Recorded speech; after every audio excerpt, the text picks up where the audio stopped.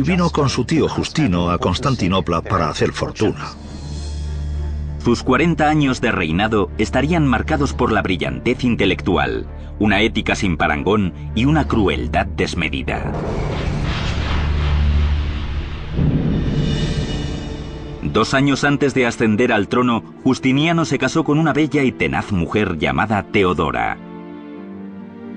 Solo había un problema. Teodora había sido una bailarina de comedia. De manera que para borrar su pasado y legitimizar su situación, Justiniano simplemente la ascendió. El día de su coronación como emperador, nombró a su esposa emperatriz. Este nombramiento escandalizó a la aristocracia bizantina. Se decía que era una prostituta que merodeaba por el hipódromo y hacía cosas como la danza del oso. No sé exactamente en qué consistiría esa danza, pero no debía de ser nada bueno. Y era promiscua. Juntos, Justiniano y Teodora gobernarían el imperio de igual a igual. Debió de ser muy inteligente, muy astuta y muy hábil en la política de la corte. Justiniano se dio cuenta inmediatamente de que su legado sería reconstruir la vieja gloria de la antigua Roma. Comenzó reclamando territorios en Occidente que se habían perdido hacía mucho tiempo. En Constantinopla, Justiniano se lanzó a una campaña de construcción urbanística. Lo malo es que para pagar todas esas obras se le fue la mano con los impuestos, lo que probablemente gustaría tan poco como actualmente. Y además del asunto de los impuestos, intenta controlar o eliminar cualquier forma de celebración pagana. El estudio de los antiguos filósofos atenienses, el juego, la prostitución, el adulterio, la homosexualidad, a cualquier cristiano que no comulgue con sus ideas y a los judíos. No tenía muchos admiradores, pero ¿y qué? Es el emperador, no escucha los índices de aprobación. Pues ¿saben qué? Debería haberlo hecho. Mientras Justiniano endurecía el control sobre su pueblo, el resentimiento de la ciudad se volvía en ira. Pero a diferencia de otras civilizaciones en las que las masas no tenían un sitio para desahogarse, los bizantinos tenían el hipódromo. El hipódromo era el centro de la vida pública de Constantinopla. Concebido como un estadio para las carreras de carros, podía albergar hasta 100.000 personas. La construcción del hipódromo se había realizado a lo largo de los siglos. Era una obra monumental que incorporaba todas las técnicas de construcción conocidas. Tenía forma de U gigantesca y había tomado como modelo el famoso Circo Máximo romano. Tenía casi medio kilómetro de largo y una anchura superior a la de un campo de fútbol moderno, pero el emplazamiento que sus arquitectos habían elegido presentaba una fuerte pendiente hacia el sur, en el lugar donde se situaría la curva del recinto. Y allí construyeron una subestructura abovedada, como era costumbre en Roma, para montar una plataforma a ras de suelo. Se trajeron a hombres libres y mamposteros desde todas partes del Mediterráneo. Su primera tarea fue construir la pared de arcos de la subestructura de 4 pisos. Los arcos creaban una galería para los comercios. Encima de la subestructura iban 2 niveles de columnas y más de 30 filas de piedra que rodeaban la pista de arena. Como todos los emperadores bizantinos anteriores a él, Justiniano se sentaba en el palco imperial o catisma, desde el cual el pueblo podía tener una visión rara y fugaz de su emperador. Era una combinación de estadio de deportes, escenario para espectáculos públicos, púlpito para la propaganda imperial, todas esas cosas. Tenía una capacidad inmensa. La afición apostaba cuantiosas sumas de dinero por los diferentes equipos, azul, verde, rojo y blanco. Eran como las facciones políticas de nuestros días. De manera que las disputas por los resultados de un partido, como pasa hoy, o por las carreras de carros, podían adquirir importantes dimensiones políticas en Bizancio. El hipódromo era una de las glorias arquitectónicas de Constantinopla. Pero en el año 532 después de Cristo pasaría a ser también el escenario de uno de los actos más brutales de un emperador contra su pueblo. Un día de principios de enero, Justiniano, ahora bastante impopular por culpa de sus duras medidas y altos impuestos, aparecía ante una multitud estridente en el hipódromo. De pronto la multitud se une contra el emperador. El centro político de las ceremonias del imperio era ese, y miles de personas en desacuerdo contra el emperador se manifiestan justo en el corazón del imperio. Los azules y los verdes eran como los Jets y los Sharks de West Side Story. Eran facciones que arrastraban a gente de toda clase y condición, desde matones de calle hasta animales de la política y aristócratas. Así que cuando miles y miles de partidarios de estos azules y verdes entran a saco en el hipódromo gritando "Nica, Nica, ganar, ganar", contra las medidas impositivas, habría sido como si los republicanos y los demócratas hubieran entrado en la Super Bowl gritando lo mismo, lo cual no sería una mala idea. Pero lo malo es que acabó en disturbios y los disturbios en una insurrección. Y una semana más tarde un tercio de la ciudad estaba arrasado. Justiniano estaba tan asustado que estaba a punto de hacer las maletas y largarse, pero menos mal que tenía a su lado una mujer fuerte. Estaba dispuesto a subirse a un barco y largarse a la parte asiática del Bósforo, pero la emperatriz, Teodora, que había sido actriz y prostituta, dijo: "He llegado hasta aquí y no pienso rendirme ahora, quédate y lucha", y así lo hizo.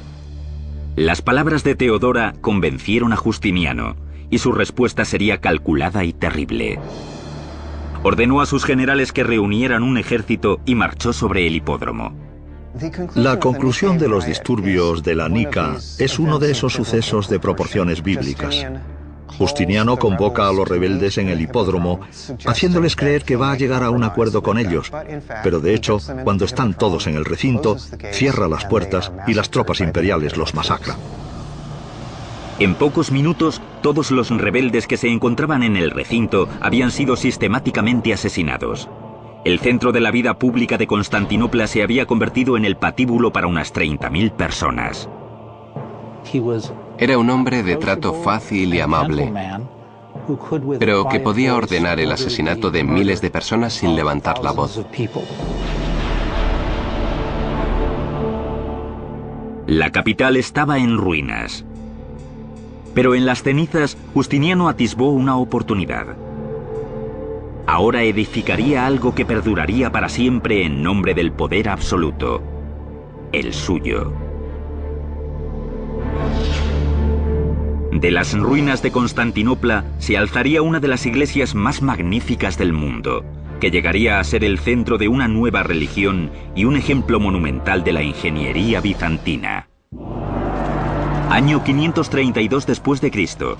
El emperador Justiniano ha sobrevivido a la insurrección de la Nica, pero el corazón del imperio bizantino yace en ruinas. Justiniano, con renovada energía, se aseguraría el poder y reconstruiría la capital en nombre de Dios y en el suyo propio. Lo que Justiniano hizo después de que su ejército imperial aplastara la rebelión fue empezar inmediatamente a reconstruir la ciudad y proclamar a los ciudadanos que él era el jefe y que todo iba bien en el Imperio Romano. Nosotros recordamos a Justiniano no por su crueldad.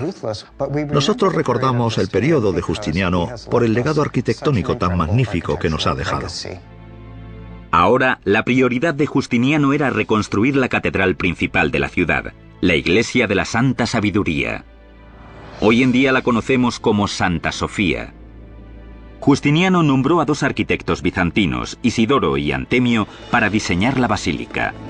Ambos eran profesores de matemáticas y física, expertos en la teoría, pero sin una experiencia real en la construcción. Los arquitectos de Santa Sofía no eran los arquitectos típicos de la época. Para bien o para mal, eran profesores y nosotros, los profesores, a veces no tenemos el mejor conocimiento práctico. Pero Justiniano tenía visión de futuro y les dio carta blanca con solo dos condiciones: construirla con la mayor celeridad posible y hacerla única en la tierra. La construcción dio comienzo escasamente 6 semanas después de los disturbios de la Nica. Se tardaba años en poder reunir un equipo de construcción y traer todos los materiales necesarios para llevar a cabo un gran proyecto imperial. Justiniano lo hizo casi inmediatamente. El diseño de Isidoro y Antemio para la catedral era revolucionario en concepto e inédito en escala. Se disponían a crear una cúpula de 30 metros de diámetro, la más grande que jamás se hubiera edificado. Los arquitectos emplearían un elemento arquitectónico que había sido utilizado por primera vez por los romanos, aunque sin éxito: las pechinas. El primer paso era construir 4 gigantescos arcos en los que descansaría la gran cúpula. A continuación, las pechinas, un espacio triangular que conectaba el arco que forma el borde de la cúpula con los arcos en los que descansa esta y que distribuía el peso uniformemente entre dichos arcos.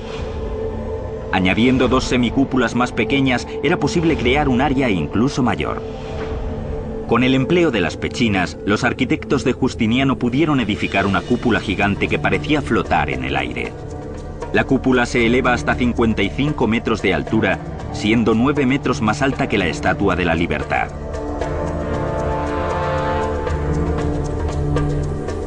La nave sobre la que cuelga la cúpula sería un enorme espacio abierto de 69 metros de largo por 73 metros y medio de ancho. Había 100 equipos de obreros, cada uno con 100 hombres, y la mitad estaba trabajando en la cara norte del edificio y la otra mitad en la cara sur, y competían entre sí. Y vino con su tío Justino a Constantinopla para hacer fortuna. Sus 40 años de reinado estarían marcados por la brillantez intelectual, una ética sin parangón y una crueldad desmedida. Paseaba por el hipódromo y hacía cosas como la danza del oso. No sé exactamente en qué consistiría esa danza, pero no debía de ser nada bueno. Y era promiscua. Juntos, Justiniano y Teodora gobernarían el imperio de igual a igual. 2 años antes de ascender al trono, Justiniano se casó con una bella y tenaz mujer llamada Teodora. Solo había un problema. Teodora había sido una bailarina de comedia. De manera que para borrar su pasado y legitimizar... Debió de ser muy inteligente, muy astuta y muy hábil en la política de la corte. Justiniano se dio cuenta inmediatamente de que su legado sería reconstruir la vieja gloria de la antigua Roma.